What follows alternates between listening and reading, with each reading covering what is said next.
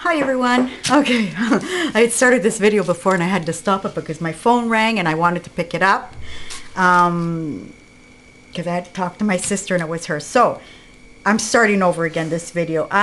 This is going to be 100 Thing Challenge. It's Dances with Pitbulls, the channel, and her name is Rebecca. She started doing this, and the reason for doing this challenge is to use up the things you have in the house and try not to buy anything. If you have to buy the essentials, yes. I'm not saying I'm not going to buy anything because I probably will. Right now I don't need anything, but you know, you can buy glues and I guess white paint or things like that too. You know, there are things that gesso, things that you often need. Yeah, I have been going into my stash of stuff and using up, like, this is Fimo. And I did these pearls, and what I did was really easy pearls because all I did was do these tubes. I ran the stick in between like that, and then I ran them over stamps to get them nice and embossed. Now these are kind of, well, they're not, I can't say they're ruined yet because I have to see if I can find a solution for them. But this is Fimo that was really hard, and I stuck it in a bag with, I chopped it up first. I chopped it up really small and I stuck it in a bag, a Ziploc bag, and I put in a couple of drops of oil, baby oil actually. So, and then I started massaging it. At a certain point I take it out of the bag and I start massaging it with my hands. I have been cutting it up again if it's a bigger piece, cutting it up in pieces, putting it back in the bag, another drop or two of baby oil, and then massaging it. At a certain point I do take it out and start massaging it with my hands, with a bit of baby oil in your hands as well too.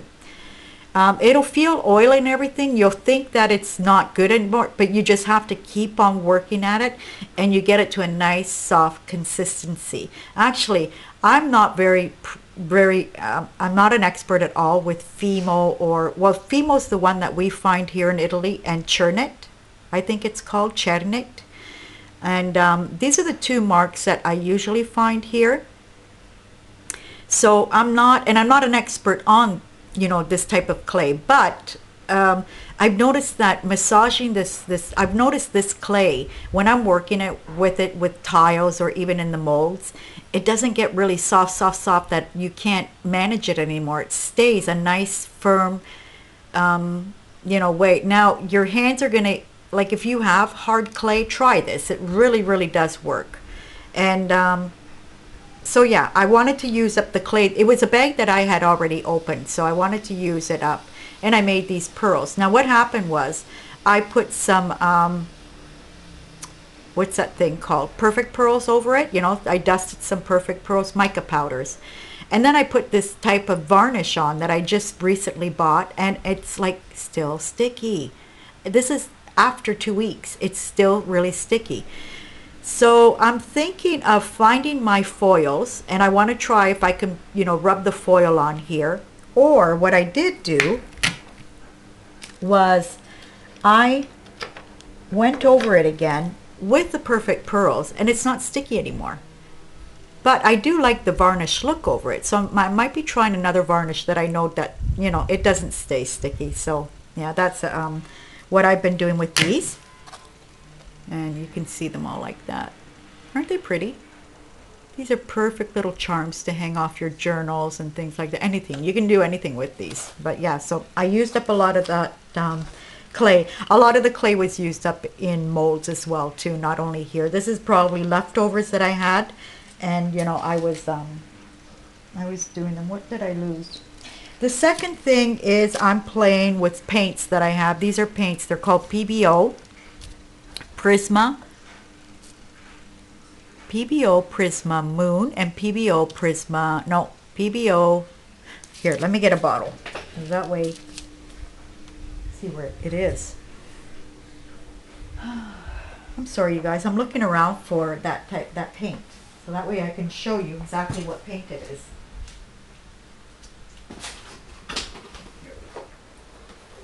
Okay, so yeah, PBO Moon, and then there's PBO Prisma. So this type here, and it's got beautiful mica powders in it.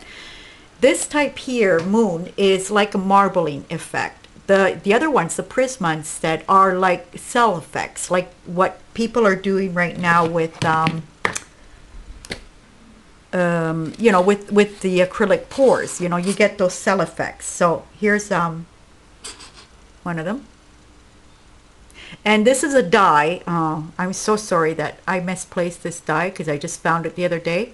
I could have cut them up for a friend of mine that I had recently sent die cuts to. It's an owl. Oh, okay, I don't know if anybody's heard the hot weather we've had here in Sicily right now. It's been really, really, really hot. So yeah, I'm passing my time. I want to get using these paints up. You know, I'm always afraid that they're going to go bad. Like, I know I tend to hoard things as well too, but I don't want them to go bad either. You know, I'm afraid I don't know how long these paints last once they're opened. So I am trying to, you know, use them up. Look at that. Like, it's so cute. Now, I've done these on cereal boxes. I think this one here is doubled up. But I realized that I didn't really have to double them up. I guess it depends on what you do want to use them for. Here, I'll put this on the white because I do want to show you. Now, the thing about these paints is it's actually like a pour. You think that everything's fine and you let it, you know, sit, and it's actually like a pour where it'll keep on, it'll change after. In fact, here, you know, the hair got too close to the face. I tried to, it came out okay at the end, but I did try to, you know, it kind of mixed a bit. But this is what happens as well. So it's like something, you stir this type of paint, and then with the toothpick, you know, you pick up a little bit of paint and start dropping it all over the place, and it just spreads on its own. The cells, now, if you have to be careful, like this was probably done with the Prismas and not any moon. If you mix the moon, it'll affect the Prismas, the one that do the little cells. But yeah, it's a lot of play, you know, trial and error with them. It's actually what I'm, you know, doing as well too, is playing with these colors, because I want to experiment with them, you know, to see if I can make these beautiful embellishments too. And then, like I said, the thickness, it depends on what you do want to do with them. Like if I'm going to put them in a journal, I just started, you know, using one layer of cereal, or I think this is pasta box. So yeah, if you want to, the elephants, this one's fairly thick. This is probably a couple of layers of cardboard together. So yeah, it depends what you want to do with them, I guess, you know, because you can go much smaller. These type of paints here are actually used in bezels, you know, to make jewelry, and just beautiful effects. I love the effect of it. It's just gorgeous. I do like the effect of the, you know, pouring as well too. So I'm going to put these aside. So I showed you the pearls. I showed you what I've been doing with those colors. I'll show you what I'm doing now with deli paper. So I watched Nancy Basking's video on her painted deli papers, and actually she called them, I think, watercolor. And she actually used the Delusions sprays, which I have and hardly ever use. And you know, I haven't had any problem with these bottles. I think just one doesn't spray.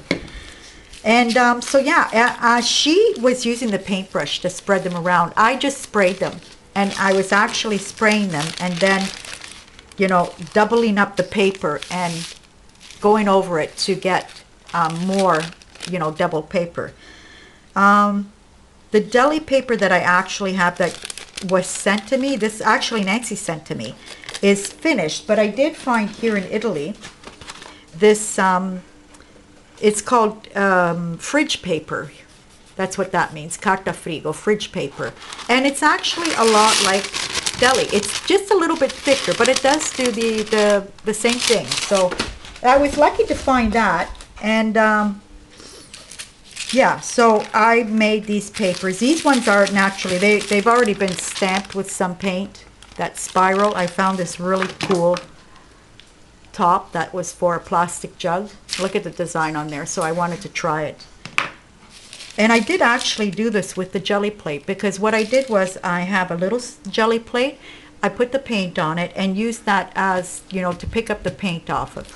And to get a good impression on these, I actually layered it on top of my bigger jelly plate, and so that way there was that cushiony effect where the stamp, because it's hard, it's plastic, you might not get a good stamp out of it, but I did actually get a good stamp using my jelly plates. Now this one I just cleaned off the jelly plate with the rest of the paint. You can see a bit of that shimmer. Isn't that cool? And this one, no, not that one. That one wasn't done in the same way. This one here. And do I have more here? Yes, I do. These aren't touched yet with, well, yeah, I did actually. I cleaned the jelly plate. Again, I cleaned it off here. The little one where I had put the paint on in the first place to do the stamping. Okay, and I guess that's it there. So what I have been doing is cutting them in strips. And what I am using to cut these strips, I'll show you really quickly what I do. So I get one of these, and I have these rulers, and I'll show you what they are, so that way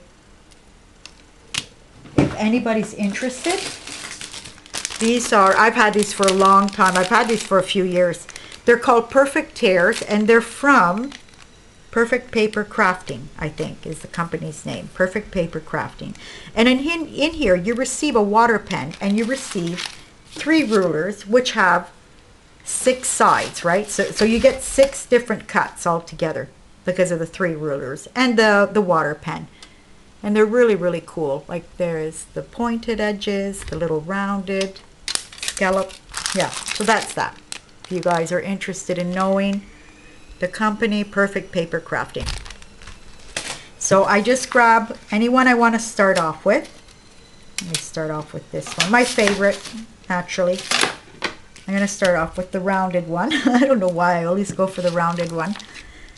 And this. Yeah, so it's been really, really hot here. We've had company. And so I just get my pen. You fill it up with water. See the nib it has on it? It's really cool. And I think, you know, you can substitute with this with something else. You know, even a water brush.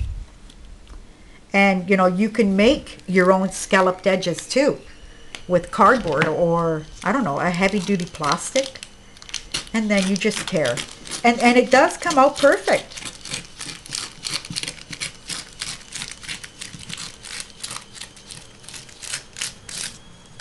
So yeah, see? And there's one. So I'll show you exactly what I started doing was, okay, what happened to my other, so I have this piece of deli paper. I'm going to get rid of these ones here. And because I have all dark colors, because I used the Delusions like Nancy did, and by the way, Nancy got this inspiration from Stacy, Pink Poodle Crafts. So you see how beautiful it is, how we, you know, inspire, like it's something that I have done in the past already, but you know, sometimes it wakes you up and say, oh yeah, that's right, and you know, I did that thing and I had lots of fun doing it, I'm going to do it again. So yeah, these kind of things, you know, are really nice. So because I did them with the dark colors, with the, you know, the Delusions, I consider those very vibrant colors. I want to do one with, you know, a bit of, and wouldn't you know, it's not working now. It was just working. Honest to goodness, it was just working. This is crazy. Okay, let me try this one. I wanted to do one with pastel-y colors. So I'm going to spray the blue. This is how I was doing them. And I have this beautiful green here that I made just now with the Perfect Pearls. Actually, this is, oh dear, what's the color? Green patent green. So because I didn't have a nice soft green, I wanted to make one. And I have this little mister. I like these little misters because they don't last long. You can empty it out, wash it out, and you don't have paint that's staying in there. And smelly, I use distilled water to, you know, mix anything I can with it. Oh, I got my ring back, you guys. Yay.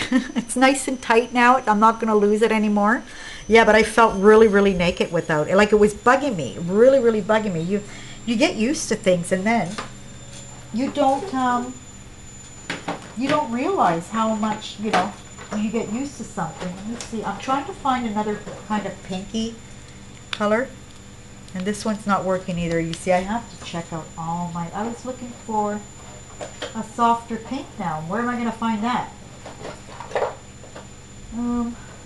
Okay, let's try a soft purple. Well, it's not really a soft purple, but hopefully the bottle works.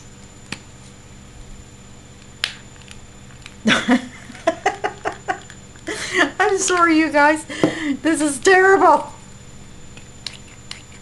Shame on you guys. That's no good. Oh, dear, dear, dear. I got tons of bottles here that do not work. Okay, trying another one. This is a homemade one. Let's see how... Oh, okay. Now, it's not as dark as I would have liked, but... I'm sorry, it's not as...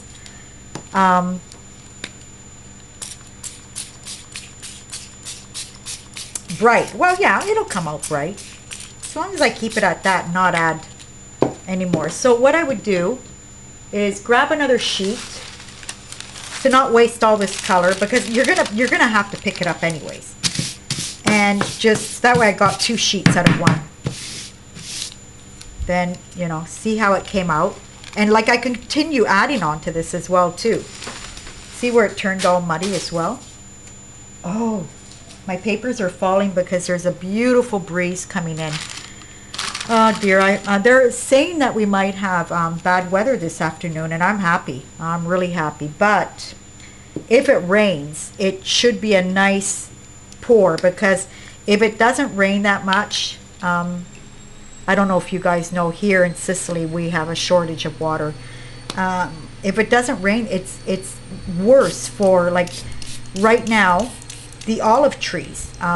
If it kind of heats up the plant if it's not enough rain to cool them. Like, it gets even hotter after the rain. So I don't know how to explain it. I'm just blabbering, you guys.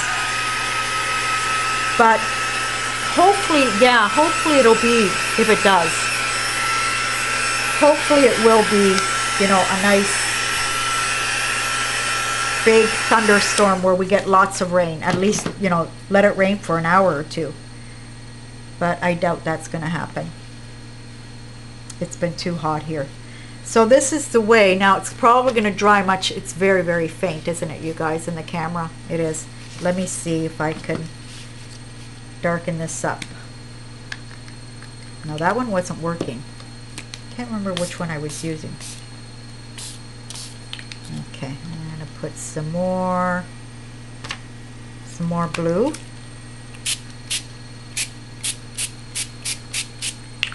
And some more green. Where's my little green one?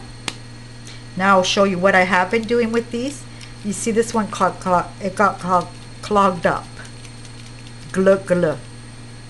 Yeah. Okay, that's okay. It's just the point of showing you exactly what I did, you guys, and, you know, play around with the colors, dry them in between, and then continue adding other colors. So I'm going to put these 2 sheets apart, let them dry, and then I'll probably continue spraying on them the same colors just to get them more intense, a little bit, just a touch more intense, because like I said, I want more, you know, a delicate color instead of, you know, these dark ones that I just finished showing you. So I'm going to put these to the side, and I'm going to show you what I have been doing with mine.